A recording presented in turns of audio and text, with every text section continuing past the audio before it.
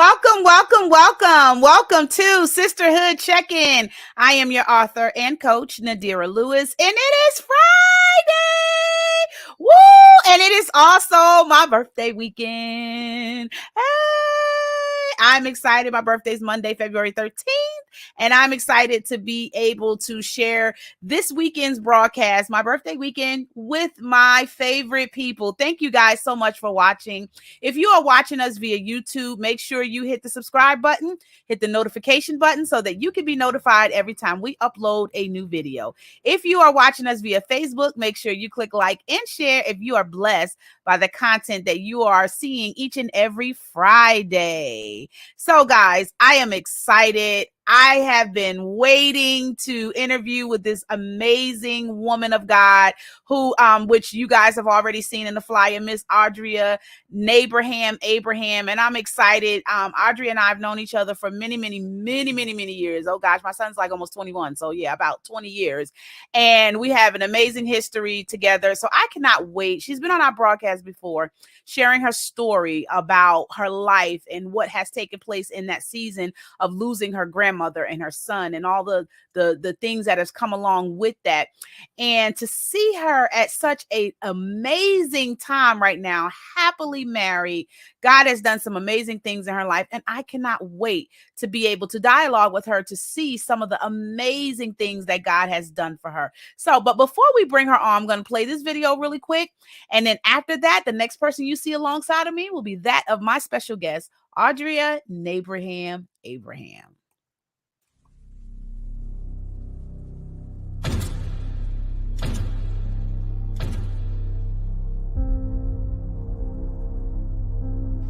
Sometimes it's not enough to be reminded that Jesus hasn't left you or forgotten you. We need to declare it over ourselves, over others. No matter the season you may find yourself in, no matter the depths of darkness you're wading through, you can join him in declaring the truth that God is light upon your feet, whether or not you can see the next step, that God is your strength, even though the weight of life seems to be crushing you down.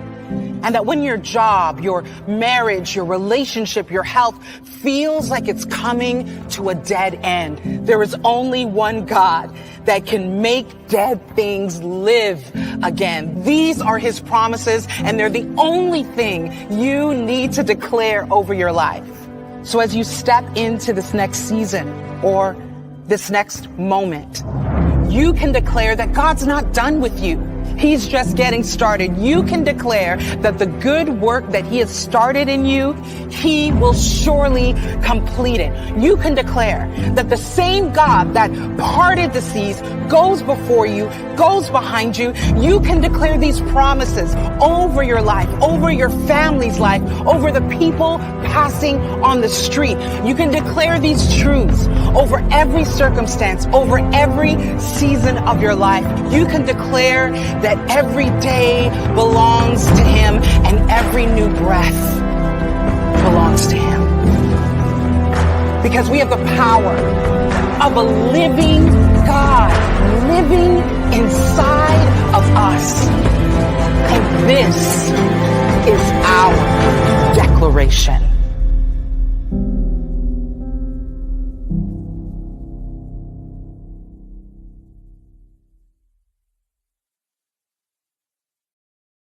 And we are back here on Sisterhood Check-In with my amazing special guest, Audria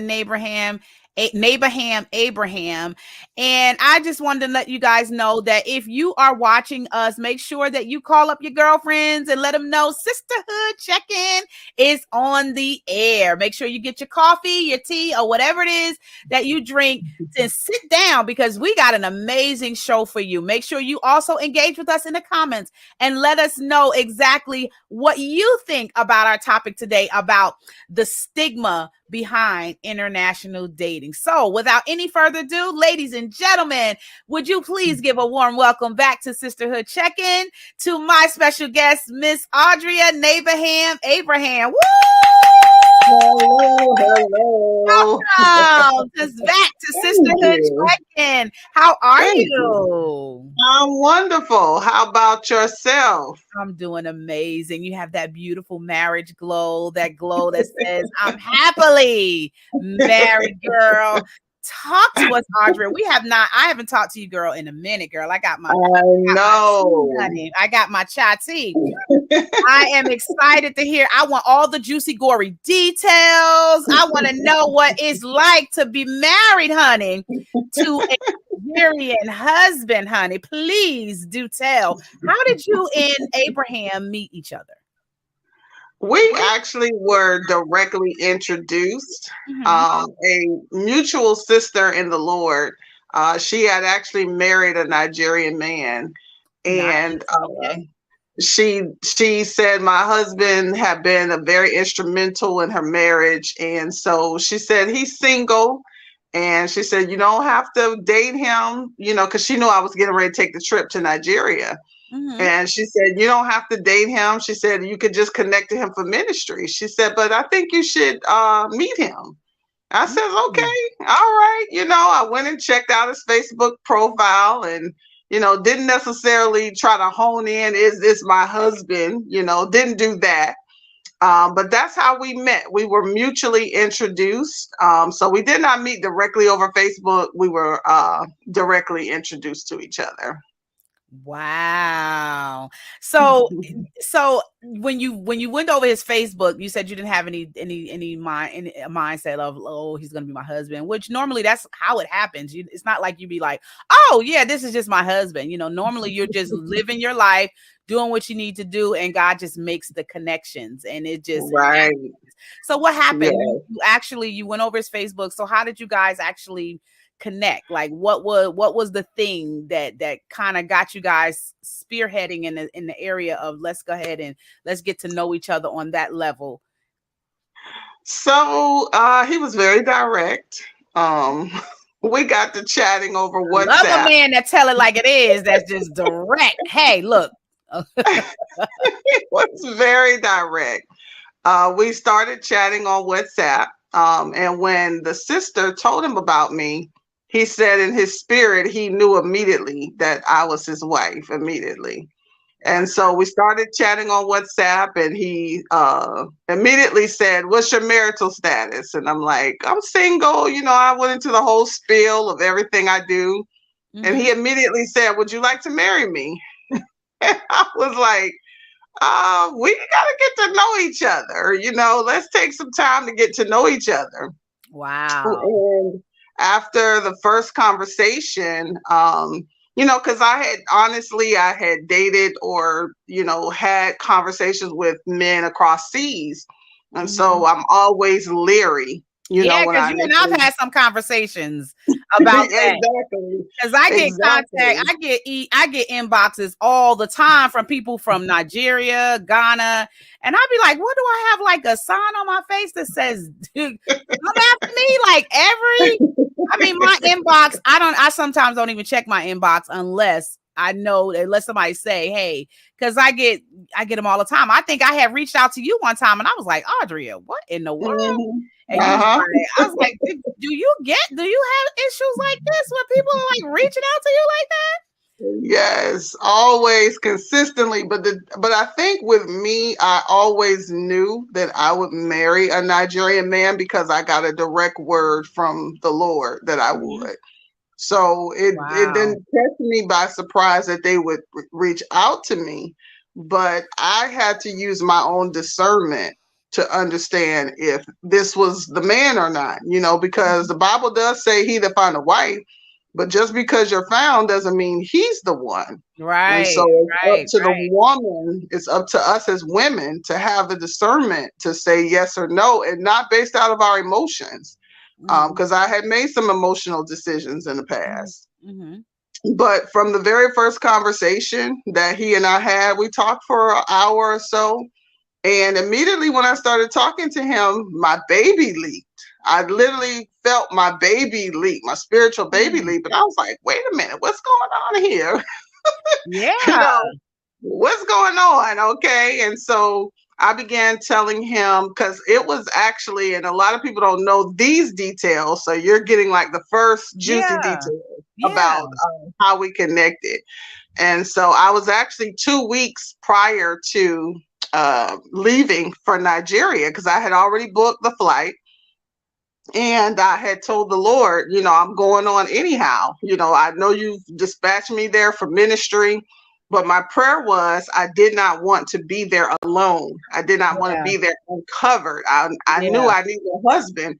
I'm not that superwoman that don't need a man, Right. so Right. I Lord had knows. I already, don't know. I don't know where that yeah. message come from. So I had already prayed and Mhm. asked God, for a husband, because I knew that it was necessary for my destiny and where God was taking me. And so 2 weeks prior to leaving, that's when me and Abraham met. And he said that the Lord showed me to him in a vision. And he knew that he would marry an American woman. The Lord gave him that word prophetically at least a year or two prior to he and I even meeting. Wow. So when we met, he said that he saw me in a vision. That when he saw me, when he was introduced to me and he saw me, he said I was the woman that the Lord showed him in the vision. And so Mm. he began to describe the vision to me, that we were riding in a vehicle together. And if you know anything about dreams and visions, a vehicle represents ministry. And so Mm. we were riding in this vehicle together, which represented ministry. And we were just, he said in the vision, we were just having a casual conversation. And I was like, telling him it was time to come in for dinner. It was just a vision that the Lord had showed him. And he said immediately when he saw me, he knew I was the woman. And when I heard his Wow. voice and we began to talk, the baby within me just began to leap. And so we Wow. pretty much agreed from the start that we would marry when I got there. So Wow. before my feet hit the soil, we were already registered at the marriage registry. He had already started Wow. he had already started putting things in motion, putting things in place, and we honestly we hadn't even met yet, but he knew Wow. that God said I was, and it registered in my spirit because I knew what God was saying. And that's what I'm saying about when you get past the emotions and past the I just want to be a bride, when you get past all of that, you Right. understand that God puts you with someone for purpose, not just doing Mm. church and not just doing ministry things, but for a Mhm. purpose. And so Right. I understood that God was putting us together. And of course, when we met, I said to him, I said, what if we met and you decided you didn't want to marry me? He said, well, I would have told you, well, let's just keep seeing each other. You go head back to the States and we'll talk. And I said, Wow. oh, okay. He said, but he knew. He said he had no doubt. He knew what the Lord had said. And everybody, gave testament that he had been prophesying about me for years, that the Lord came to him and said, you'll marry a woman from far. I'm sending your wife from afar. And when I began Mm. to tell him that, the Lord told me that I was to live there, that I was not to live in the States, it was like he was just giggling like a little kid. Like he just couldn't believe the things Wow. I was telling him, how God had dealt with me about coming there, because he said most American women, when we go there, we'll marry, but we'll return, back to the Yeah. States.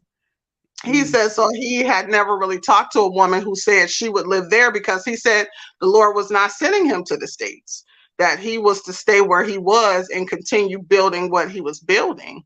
So, Mm. it was just like everything I was saying. I wasn't saying it to impress him. I Right. was saying it because I received direct word from the Lord, all Mm. the way down to ministry. I really Mhm. wasn't actively doing ministry, because I got a direct word from the Lord that the next church I would be under would be my husband covering me. So I had been sitting on that word for at least 5 years, Wow. just waiting for God to send the person that, he said he would send.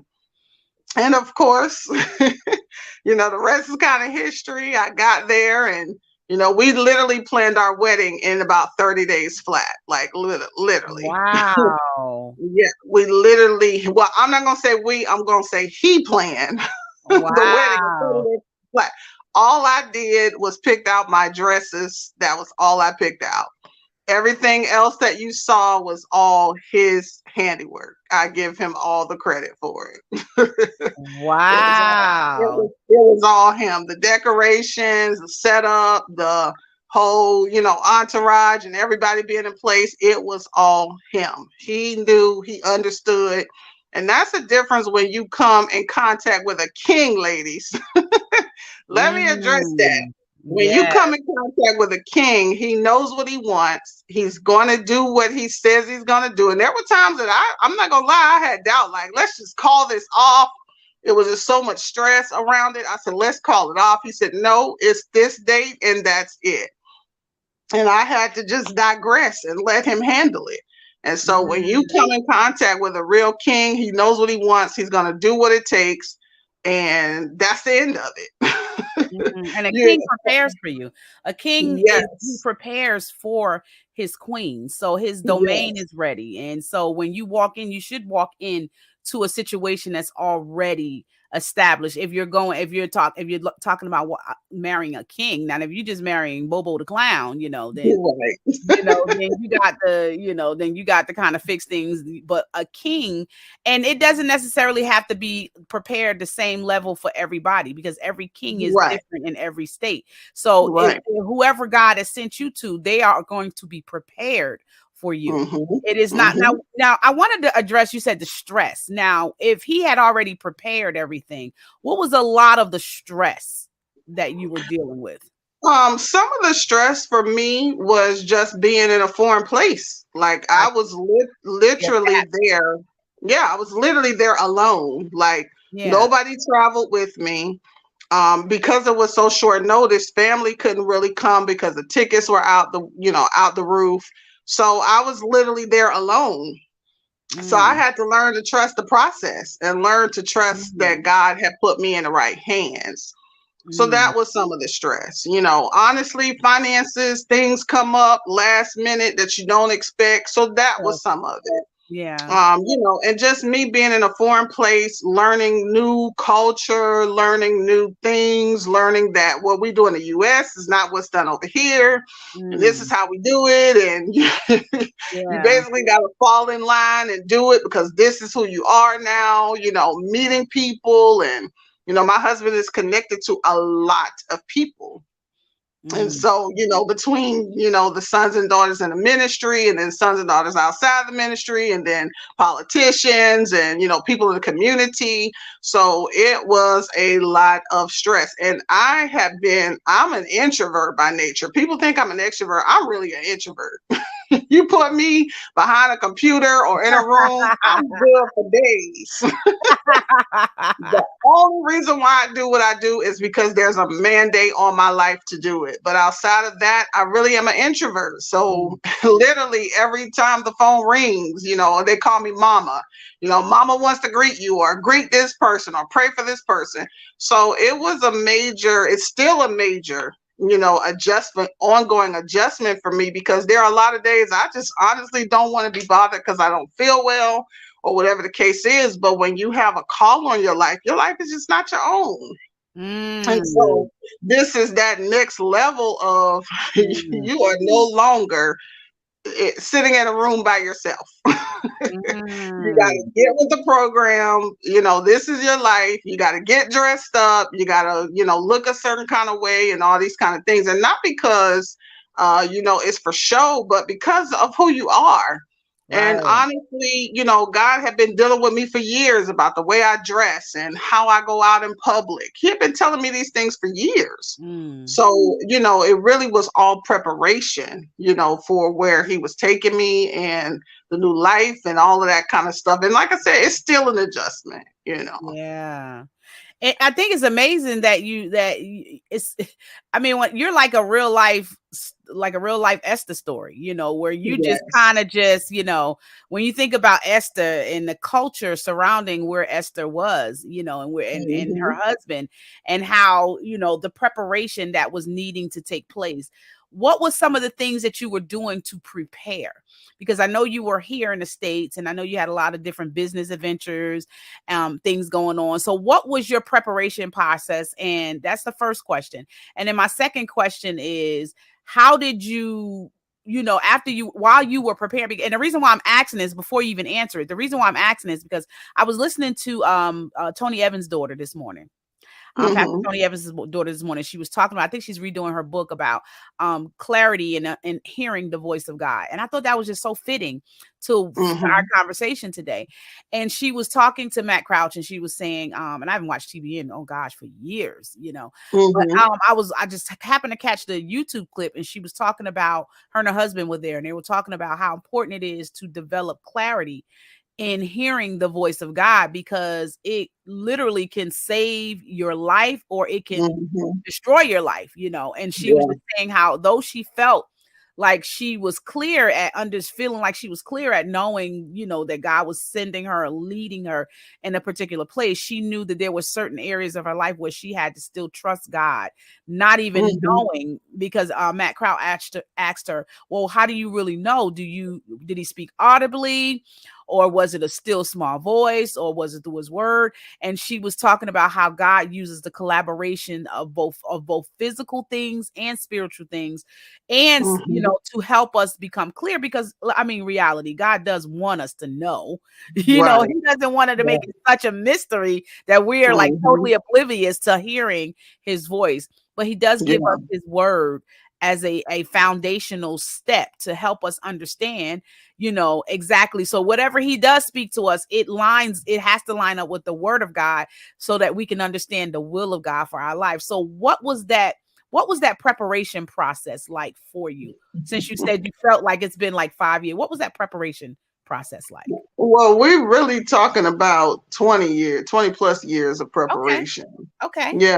5 years, it was a direct word that, because, just being honest about the church, I got tired of church, and I was just in and out the church. And majority of churches that I attend, they look at all the gifts I possess, what I know how to do. And so they want the gifts, and they were not concerned with my well-being.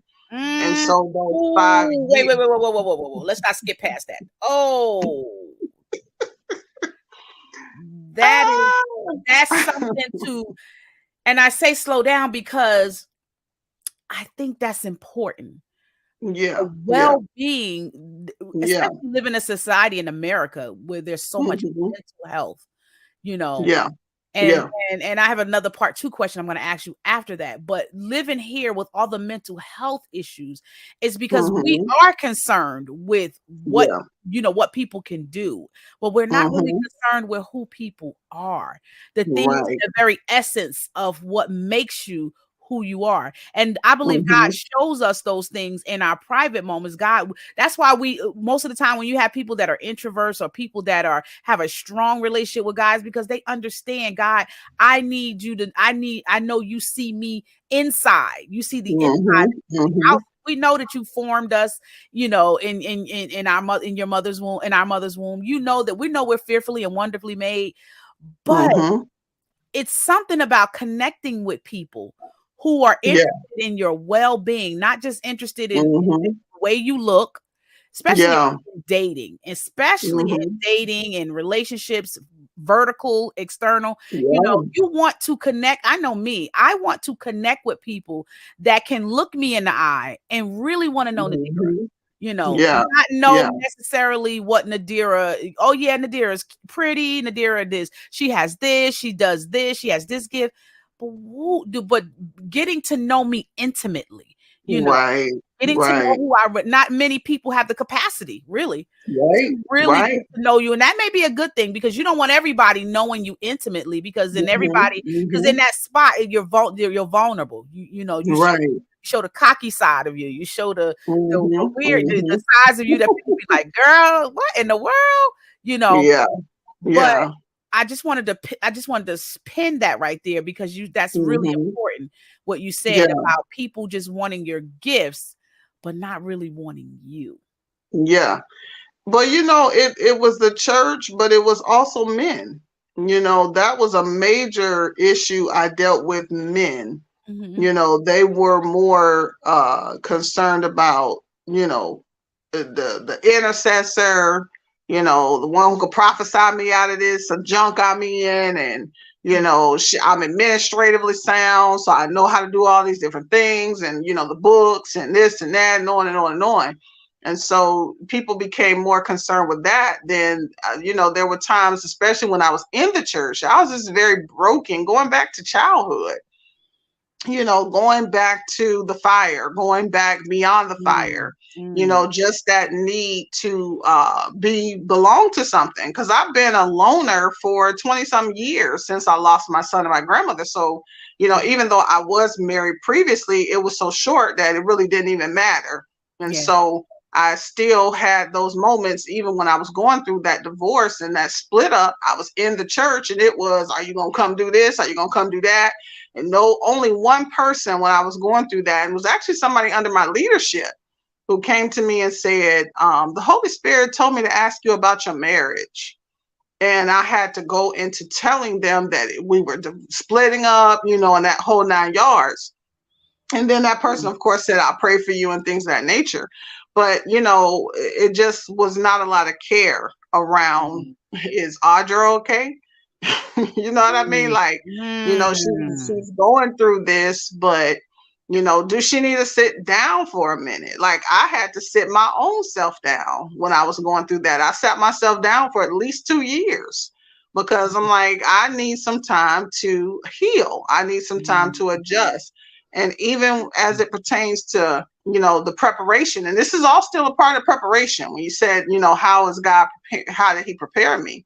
Even in the different relationships that I was in, there was one particular relationship I was in, and the Lord, I was in prayer because I felt like I kept attracting the same type of man, the Mm. type of man that would not marry me. That's the type of man I was Mm. attracting. Mm. And I was in prayer one day, and the Holy Spirit said to me, you expect someone to treat you better than you're treating yourself. You're Mm. not treating yourself to a high regard. So you expect Mm. them to treat you at a high regard and you're not treating yourself that way. And that's when Wow. I actually made personal vows to myself. I Mm. vow to live by the word of God. I vow to keep myself sexually Mm. pure. I vow this, I vow that. And that's how my book, The Vow, was birthed. It was birthed from that moment of desperation. I'm tired of these men who won't marry me. And like I Mm. said, the Holy Spirit dealt with me. And it was still a series of relationships. And so more of the preparation was dealing with a lot of men that they came to the table acting like they was crazy.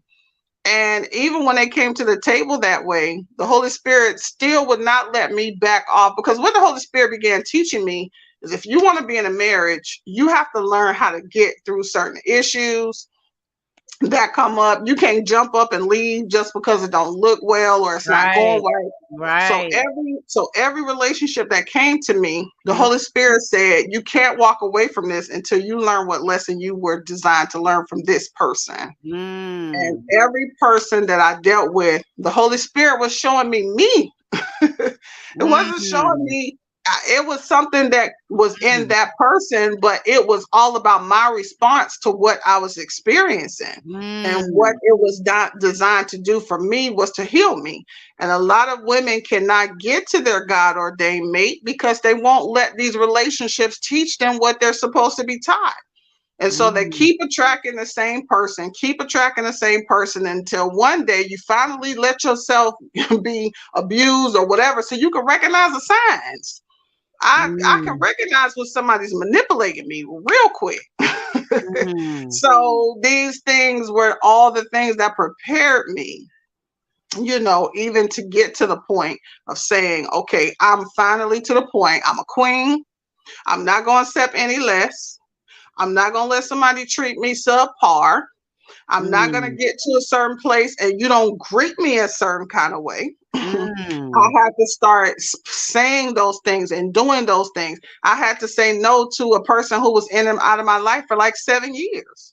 And I had to finally come to terms with this person is a narcissist and they're not going to change. And I had to walk away from that relationship and tell them, I had to tell them. And see, women don't realize your test is in standing up to these things that come to steal your queenship. Like there are some things that come to your life to steal the queen in you. And so you have to stand up to those things and say, you're not going to marry me, so let's stop wasting time. Right. It's really a scarcity mindset. It's really a scarcity mindset, feeling like there is not enough good potential that have the capability. I remember when I was single for 7 years after my first husband, and I decided to be single 7 years because I was like, I knew my children were going through a state of trying to adjust, and I was trying to adjust. And I remember a friend of mine, we had a conversation, and he said, he was reading something, and he said, I read this thing, and it was saying you should at least be single 1 year for every 4 years that you've been married. I said, well, yeah, that would probably be a long time for me, and so I was married 15 years, and so so it was just like, so I said, when I think back and I think about the process that I had to go through in that time frame, the timing, I did Sisterhood Check-in last week, and I was talking about knowing the seasons that you in and the timing. The Bible says in Ecclesiastes 3, there's a timing, there's a season and a timing for every purpose in heaven. So when you understand the season that you in, sometimes then how you go through those seasons will determine how long you're in those seasons. So I remember those 7 years. I was, I had, I kind of those first 5 years, I was just like, the first 2, I was just like glad to I was adjusting to being single because I just wasn't used to being single. I was I've been married, and before I was married, I was in a long-term relationship with him. So I didn't know how to be single. All I knew was how to be married in a relationship because I felt like God created me to be a wife. That's what I knew. That's what I'm familiar with, And so those 7 years that I was single, I remember when it got closer time for me to meet him, I was like, I'm good. Like, it's like he came. I went through those period of time. I was like, oh God, when, oh God, when, because companionship. You get used to that companionship, and you want that companionship on top of your desires to have what you didn't have in your relationship.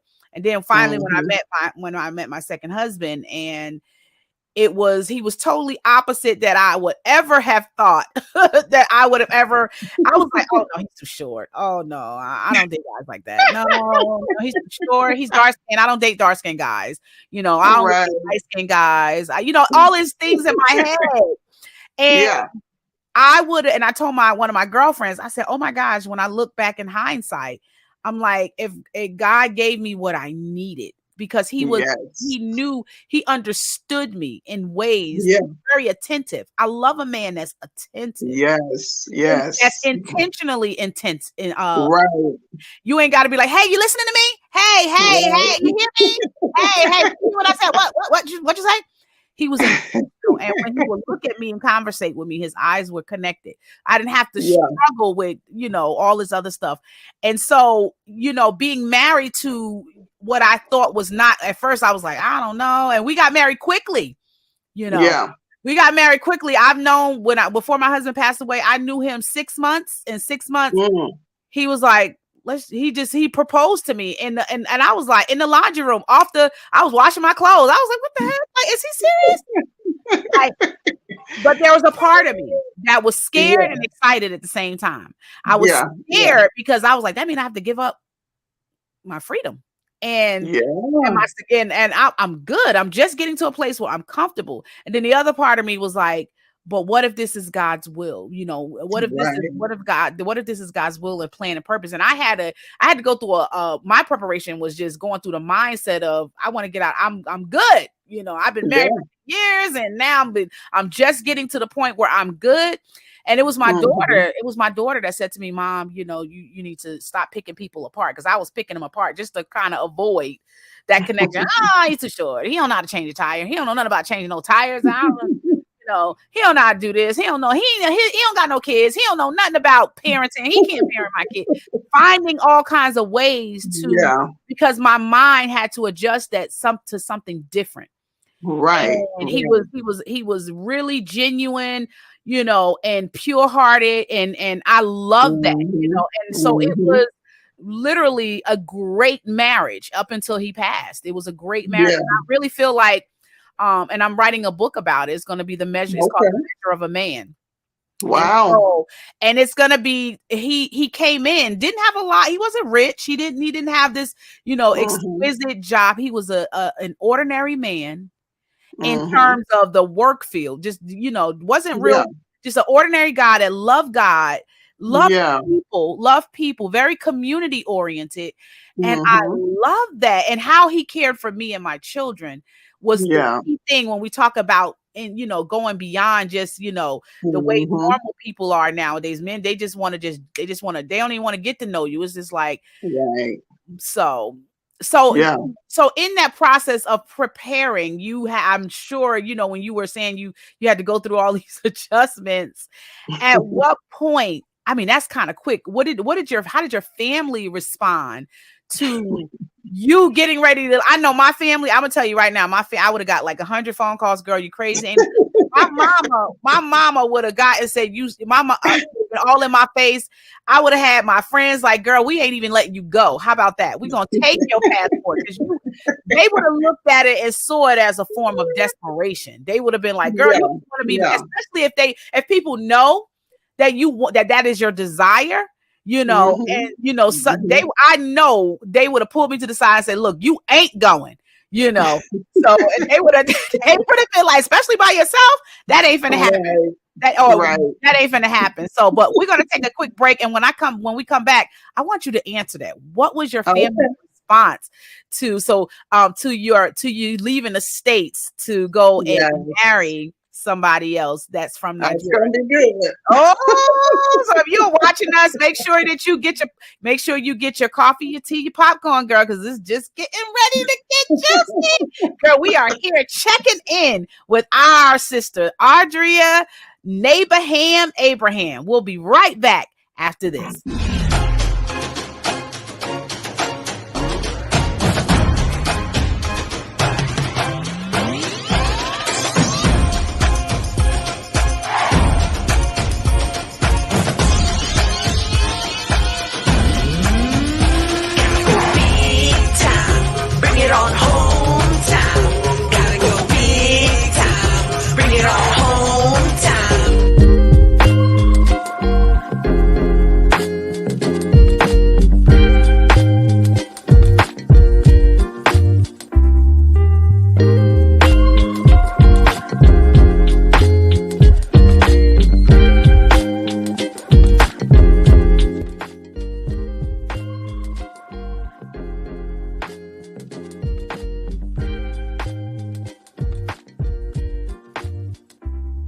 I did a broadcast a couple of months ago, and I was saying how if you don't operate in your season, you're useless.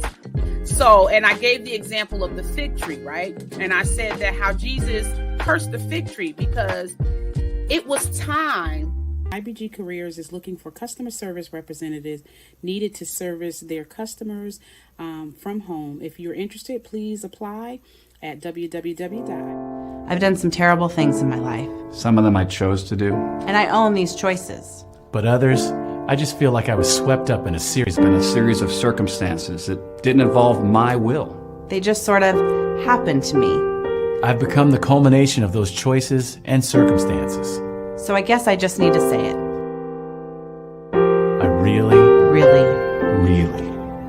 need some help. Hi, I'm Nadira Lewis, author, life, and business coach, and founder of the Becoming a Woman of Proverbs Wisdom Academy. I help women take their life experiences and turn them into life lessons.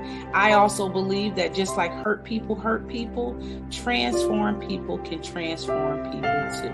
Make sure you book a call with me at www.womanofproverbscoaching.com, and I'll see you on the other side of victory.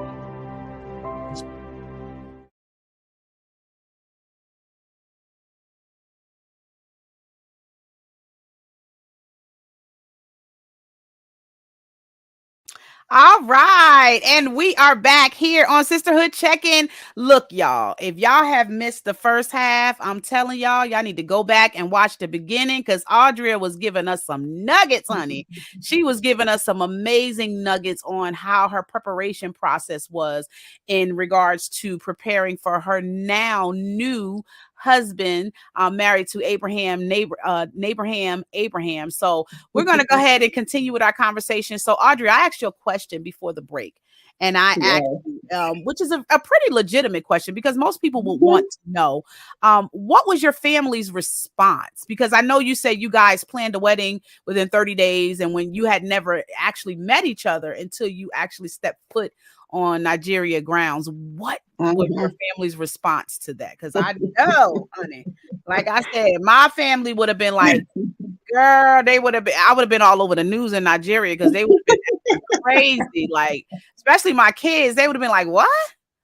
Mm. Have you ever seen that TikTok video where they was like, who? What? You been where? Where who? Right. You ain't going nowhere. What was your family's response?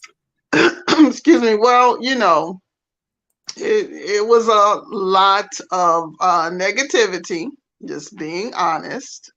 We've all made up. So let me put this disclaimer out there. We have me and my siblings have made up.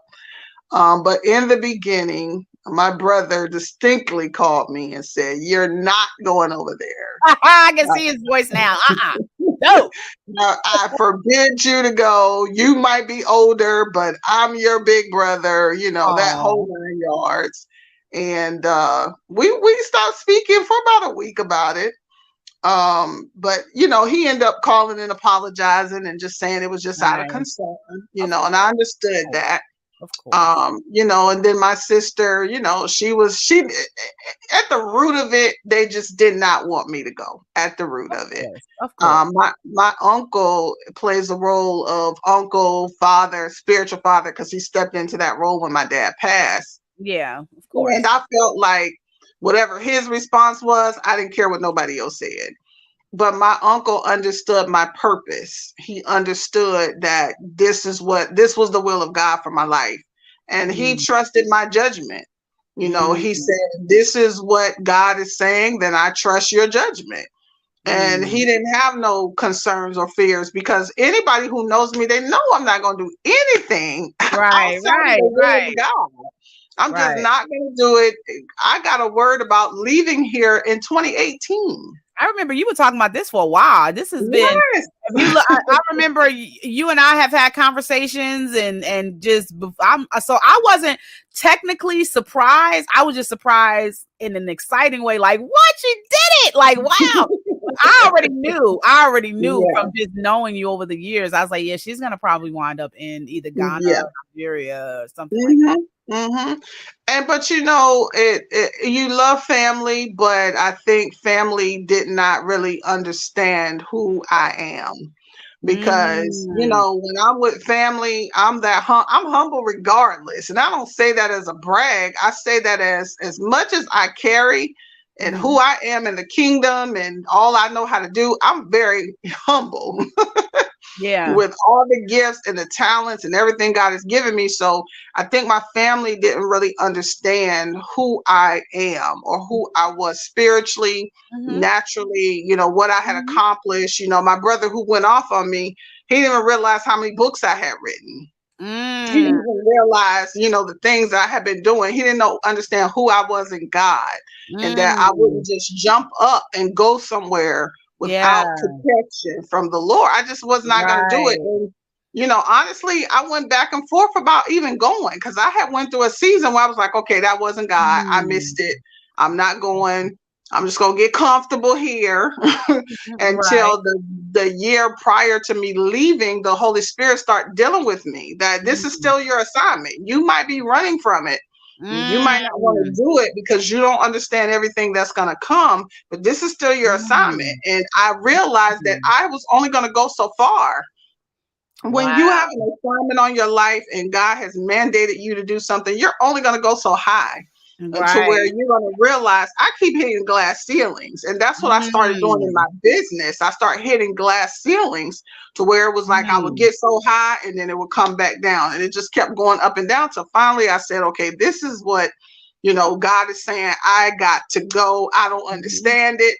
I'm just gonna mhm. book this flight and see how it Right. goes. See how it goes when I get there. And Mm, all of that. And I had another cousin. Oh, you need to get off the merry-go-round with these men. You and these men back and forth. mm.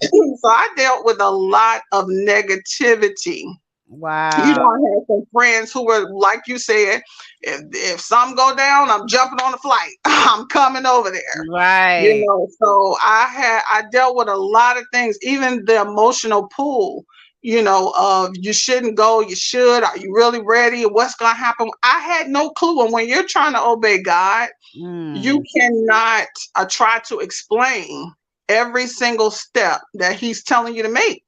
Like, right. even when it came down to, he and I getting married, I just had to just shut down completely Mm, because I had to let God be God. I had to share what I could share because some things I shared, I had a group on WhatsApp. I was sharing over there. I wasn't sharing a lot on Facebook. I had to kind of like shut Facebook down until it was time to mm, just completely share it. And right. so it was just a lot. When I Yeah. say it was a lot, it was a lot of you shouldn't do that.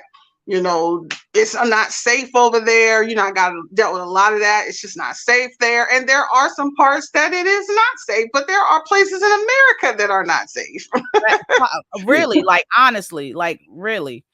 It Yeah. really, So I think people are, I think what it is I think the major thing is knowing when God is telling you to do it. And sometimes right, even in knowing and having a relationship, there's still like what Tony Evans' daughter was saying, there's still going to be some areas sometimes where you're going to still have to be like, okay, God, is this you?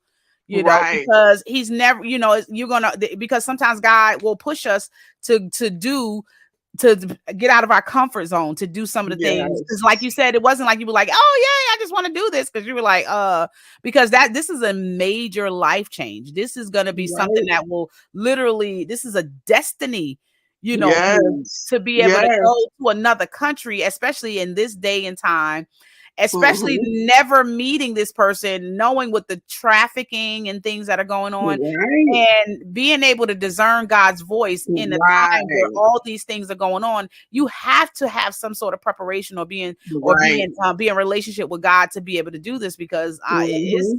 that's got to be hard. And so I Yeah. do understand the concerns of family and friends, because yeah, they love us, but they don't understand Right. God didn't conference them in in the destiny. So sometimes you have to make Right. decisions, and making sure that, especially if they're not in, if they're not in they don't have a relationship with him, if they don't have a relationship Mm-hmm. with him, Mm-hmm. or if you guys are not, sometimes God just will do that. It's all over the Bible. Right. I mean, where people look at Megan, Mm-hmm.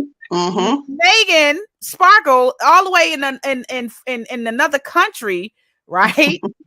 Talk about Mm-hmm. major adjustments, what I'm saying? Right. Talk about major adjustments, but there are some things I'm sure that she had to prepare for in order just Mm-hmm. to even get to, not let alone just to be married, but just to adapt to the Right. culture. What are some of Yes. the culture changes that you've noticed, besides the obvious, that you realize, oh, I'm going to need some adjustments? Because, in America, we are technology driven, you Yeah. know. Yeah. That was, the one of the major adjustments was when I live in the States, I don't carry cash, period, point blank. I just don't Yeah. carry it. Everything is done through my debit card because I track things, expenses for Of business course. and all of that. Mhm. And so that's not a world where I could use a card. I had to have cash Oh, on hand. wow. Yeah, you have to. Now they do use debit cards, but even the people there are leery about using them because there's so much fraud. There's so much, Mhm. stealing and miss swipes and all of that. So even a lot of people there don't like to use their debit card. So I had to adjust to always having cash. I had to understand the difference between the exchange rate, because the dollar here is not a dollar there. So I Right. had to learn how to count the money. That was an adjustment. Just another adjustment was security. You know, Mm.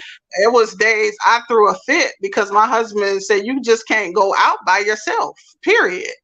I know, and there was a lot of days I had to spend at home, just Mm. kind of finding something to do because security reasons. Mm. They do a lot. They do kidnapping over there, but it's Yeah. kidnapping here too. So let's put that Yeah. caveat in there.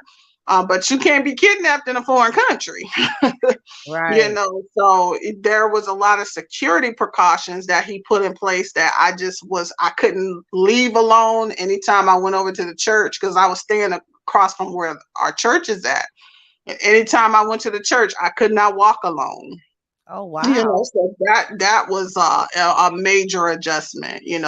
Someone carrying my bags. Of course, I love that part. Not having to carry my own bags. That wasn't a hard adjustment. But just the culture, and when I go out, somebody has to drive me. I can't go by myself. Those are cultural adjustments. Even when it comes down to getting married. There are certain things that they do that we don't necessarily do. Like, for instance, here in the States, if you have a maid of honor and a matron of honor, you can have both in the wedding. Well, there you only choose a single person. You don't choose a married person. So that, those are the kind of things that were an adjustment. And because I was new there, I didn't really know who to choose because I was there alone. And so I Mm. chose somebody who was married, and they're like, she can't do it because she's married, so that was a cultural, difference. The food, major difference. Now, there are some food that is similar to the States, like you do see your Krispy Kreme donuts is there. The KFC is there, the Domino's. So you see some chains, but only in certain parts of Nigeria.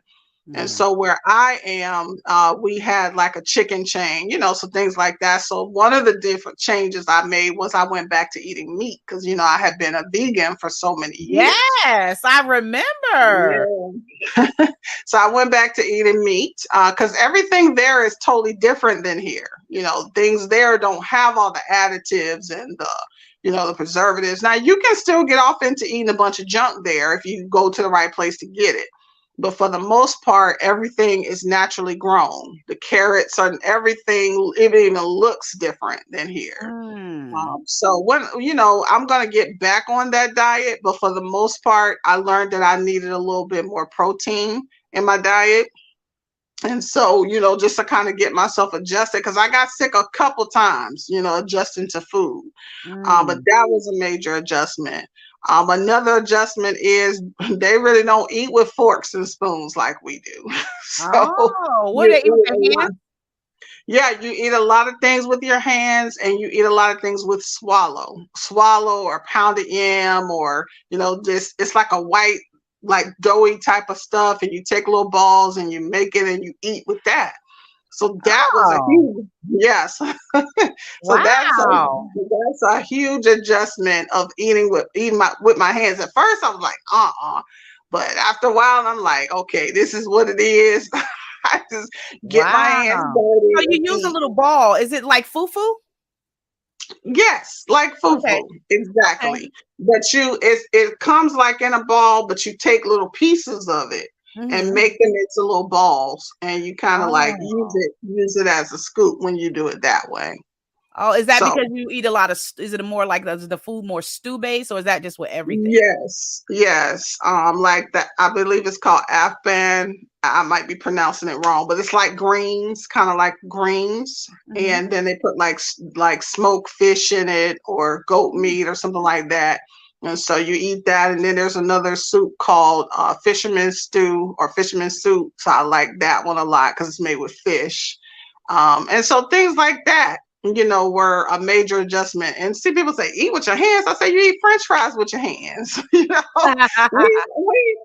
look at stuff and we try to make it grossed out, but we do the same things. We just do it in a different way. In a That's different all. way, different way.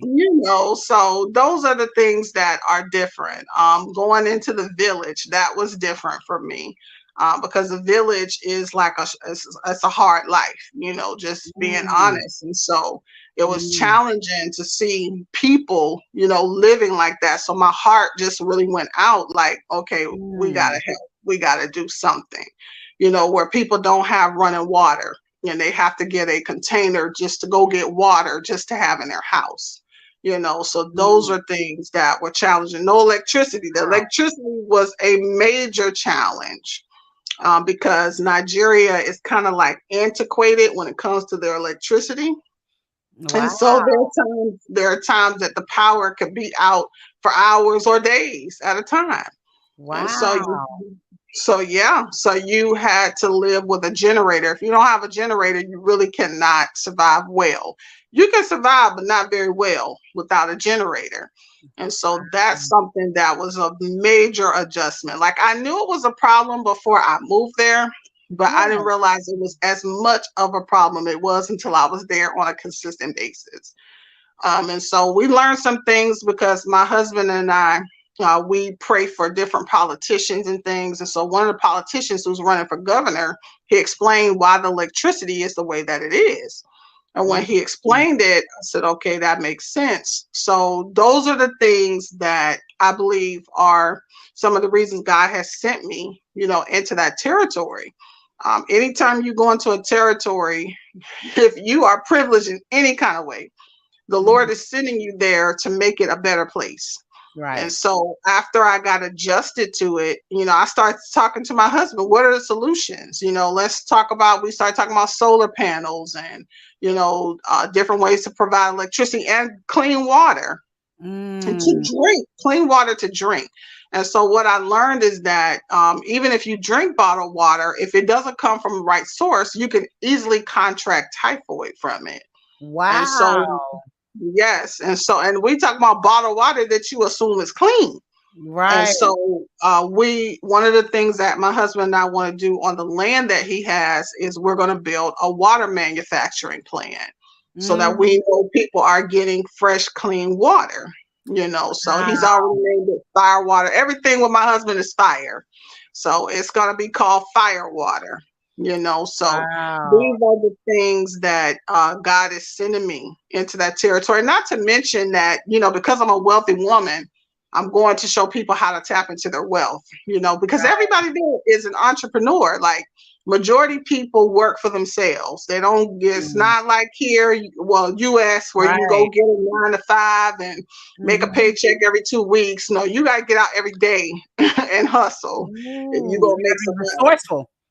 Yes, you have to be resourceful. And so, I know that a part of my assignment is to those who own businesses as well, to teach them how to take their business to the next level. So those are some of the things that, have been the cultural adjustment. I thank God I have not necessarily gotten sick from the water, but I have gotten sick, but not per se from water. But yeah, those are some of the things that, were different that I had to adjust to, since I've been there. Wow. That's a lot. Food adjustment, especially when you live in America and you used to, being able to do what you want, however you want. Really, when you're in another country, I see why their relationship with God is so much more intense. Because they really have to depend on God literally for their survival. Here in America, it's not that we can't depend on God, but we've kind of gotten comfortable with how things are. And we've become, we kind of, some of the things that we do, we kind of do for ourselves. And we say we believe in God, but really a lot of the stuff we're doing in our own hands and not realizing that, that over there, they have to genuinely, I think you really show, I think it really, when you're over there, you probably get to really see what you really made of, see what your faith is really made of. So you really trust God the way you say you do. Because honey, most people, when they water go off over here, girl, they be about to have a fit. They don't know how to act. I remember the power, electricity, you don't understand. The internet, let the internet go out, baby, and it's a fight for the girl. I didn't realize how much I was dependent on electricity until I did not have it. I didn't realize how much of a dependency I had. So whenever the power would go out until it would come back on, I had to sit there and adjust. Like, I had to spend so many hours on my laptop, Then once the laptop is about to die or the phone is about to go, then now I got to get in the paper Bible and start studying and start writing things down, So I learned how to make those adjustments so that, God was getting the best use of my time, because it can become very frustrating when you don't have access to the basic. Like electricity is not, I learned there, it's not a luxury. It's a necessity. Yeah. When you don't have that necessity, it really hampers your quality of life, And one night when I got up and ministered during Bible study, I was just telling the people, I said, electricity is not a luxury. It's a necessity. I said, you can't even store food, because if you store food in a refrigerator that's out for hours, eventually the food's going to spoil. Right. So it's not a luxury, it's a necessity, and then having a vehicle. Everybody don't have a vehicle, that's a luxury to some people. A lot of people have to get transported on motorbikes, because motorbikes are very common there. So those are some of the things that, are the adjustments that you have to make being there.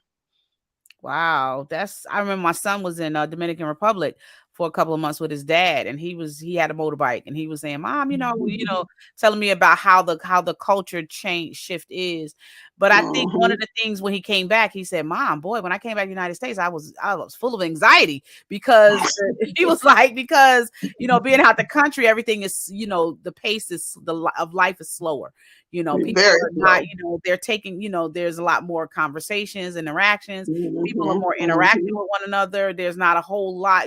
They had internet, they had that type of stuff, but they didn't have it as frequently as we have here. So, everything was, we have internet connection issues. And I'm like, wow. He's like, when I came back, he was like full of anxiety. Like, he was just like, oh my God, I didn't realize how busy I was before I left, because, and here we are when we go through things over here in the United States, and we go through, what considered to be hardship, not realizing that sometimes God teaches us endurance. When I think about, and that's really what happens. I remember when I lived in Jacksonville, and I was living on the north side, and I was living in Monaco apartments. And I remember being there, and the hot water. I was just having issues with the hot water. So I didn't have hot water for like 4 months. And I really built a lot of my stamina and really learned how to be resourceful in those really hard times. And that's why I was saying earlier how when I was telling you that God was showing me when I was listening to it, like, what is the purpose? Asking me, what do I feel like the purpose of testimonials is for? Not that it's because we take for granted that sometimes the things that we go through, that God teaches us things. He uses those moments to teach us things. And what we do is we get discouraged, and because we spoiled, we're ungrateful, unthankful generation. You know what I'm saying? So we're used to having things our way, as Burger King would say it. And so we don't know how to, I was telling my son is, we don't know how to wait. We don't know we forgot what it was like to wait on God. So it's like now it's like, back then back in the day, the mothers in the church, they tarried, they waited on the Lord. We don't want to wait. We've built a culture. That's our culture. Yes. Matter of fact, the faster you can get it, the more money, and the more money you make, the more you get what you want. But there are going to be times and where God will allow, and I say allow because some things happen because of our choices, yes. But some things God will allow, even in our choices, to teach us. He still teaches us in our choices how to get through different things. And so when we come through stuff, we have an obligation still, whether we live in a society that appreciates it or not. We still have an obligation to share, because guess what? Many of us may not believe it and can't even see it or even conceive it, but there is going to come a time where we're going to have to learn. Well, everything that we think we know is going to be put to a test. It's going to be put to a test. And when that time is probably going to be different for everybody. And I think that's why a lot of the depression and suicidal rate, partly, I'll say partly because I know some of it is biochemically, but even to some degree, I believe even in the biochemical part, I'm not a doctor or anything like that, but I think a lot of that still has to do because God has given us therapy for depression. Right. He's given us Right. therapy, but we don't have the patience to Yeah. really, and the endurance to really take what he already told us. Because he said he's given us all things, not some, all Right. things that's Right. pertaining to life. Mm-hmm. Mm-hmm. And the issues of life, what did he tell us? To guard your heart, because out of it Yeah. flows Flows the of issues issue. of life. So some of the things Mm-hmm. that we're dealing with when it comes to depression is all issues of life. Right. Right. And he's Right. giving us, that's why he says, fear not. Mm-hmm. He gives us, but what happens is, because we live in a society where everything is surrounded around the me culture, everything's about me. And, Mm-hmm. you hurt my feelings and you did this Right. to me. Right. We don't know how to endure. We don't know how to hear God the way we should. And so I'm Right. learning in my own personal life, even in the area of relationships, learning how to be patient. Because when I think about all the relationships that I've had back in the past, and I Mm-hmm. look at now and I'm like, dang, like, being in a relationship with somebody who actually, I just knew, oh man, God is restoring this relationship. We dated in the Mm-hmm. past, and I thought, oh, this is going to be, God is going to restore my relationship. And to think that you're building a relationship with somebody, and then they go marry somebody else, and you have to find out, Right. and knowing the voice of God, because God he showed me. Yeah. And I was asleep, and it was a restlessness. And I was like, Hmm. Lord, like, what is going on? And God, literally, I kept saying, Lord, what is going on? Why do I feel like something is off? I couldn't figure it out. Yeah. And the Lord showed me plain as day, took me through the process to find the information and the Lord showed it to me plain as day. And I thought, wow. And then when I told them that God showed me, they were even shocked. They were like, Hmm. God showed you that? Yes, he showed it to me. And I didn't even have to Hmm. work hard for the information. Is that he Right. showed it. So I knew, I was like, man, God, you really do walk with me. Like, you really do show me, on a Mm-hmm. constant basis. Because sometimes we get Yeah. complacent. Years go by, Right. you get used to hearing God a certain way. You get used to God moving a certain way. And when God showed me that they had gotten married, and when I showed it to them, they were like, when I told it to them, they were stunned. But it really showed me when I look back, and I'm like, dang, Nadira, would you have really wanted to be married to that person? When I think Right. about all the relationships that I Mhm. cried about, like, Lord, please, I just want Yeah. this one. This is it, Lord. And Yeah. then you just, through time, Right. as you progress, as you grow, you look back and you be like, man, God, I'm glad you didn't answer Okay. every prayer. Okay. The Okay. sovereign, it's helping me understand his sovereignty, that sometimes when things don't work out the way you want to, it may not, instead of me going into depression mode, now I'm Mm-hmm. like, okay, God, I don't understand this. This isn't working the way Yeah. it should. But I know Mm-hmm. ultimately my experience and track record with you Yeah. is that you Yeah. always lead me. You always Mm-hmm. guide me into all truth, Yeah. and that you Yeah. are walking with me. And so, because Right. you're walking with me, I know that if something doesn't happen the way I want to, I'm learning to be at peace. Right. I may Well, not you know what? understand, but I learn to be at peace. Yeah. Yeah. But you know what I've learned in the longevity of walking with the Father is there will be seasons of your life where He'll let you have stuff just to show you ain't supposed to have it. But then you'll go through a season, and this season I became in right before I married my husband was, I'm not letting you have that, because that's not what I have for you. And everything that I was trying to line up, everything. He just kept saying, no, no, no, no, no, no, no, no, no. Because you have to, when you go into that season, it has to be my divine will. Like, Mm. you don't have no more lessons to learn with that, is what I'm Oh trying to say. wow. Oh wow. That's And that's what he'll do. He'll let you have it because he want to show you you're not supposed to have it. So you learn that lesson. And once you learn that lesson, he's not going to let you keep learning the same lesson over and over again, because at some point he has to get the glory out of your life at some point. And so this for me was people saying, like you said, you deserve that, sis, because people understood what I had been through. And then some people on my inner, they knew all I had been dealing with men for the last 2 or 3 years. But then at that, it got to a point where the father said, no, no, no, no, no. You cannot have that, because when you go back into that marriage or into marriage, it has to be me. It has to be my seal of approval. And it's going to be so evident that nobody can question it. Like, this was that, yeah, that's God moment. Yeah. Like, nobody could question. Like, even my brother who called and told me not to go, it's so amazing how God even dealt with his heart. Like, we went on a 2-day fast at the church, and in the midst of us fasting and praying, I told the people, pray for those who are unsaved in your family. And I began to pray for this particular brother, and I hope he's listening to this, but I began to pray for that particular brother.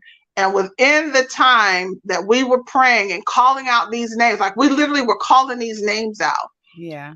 That's when he texted me and said, oh my God, I just went and looked at all your photos, the videos. You look so beautiful. You look so happy. I'm so happy for you. I'm so glad everything worked out.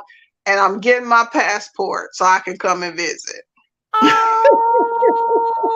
In the midst of the prayers, in the midst of us going before the Lord, that was the response. Yeah. So those are the things that, the Father will do to validate that his hand is on a thing. And nothing is perfect, but when his hand is on it, it all will begin to work out. My uncle even said, I'm not leaving the country no more. Before I left, he said, I'm not leaving the country. I know you're going over there. I ain't leaving the country. But then when he saw me with Abraham and they talked, he said, well, I'm going to go ahead and take one more trip out the country.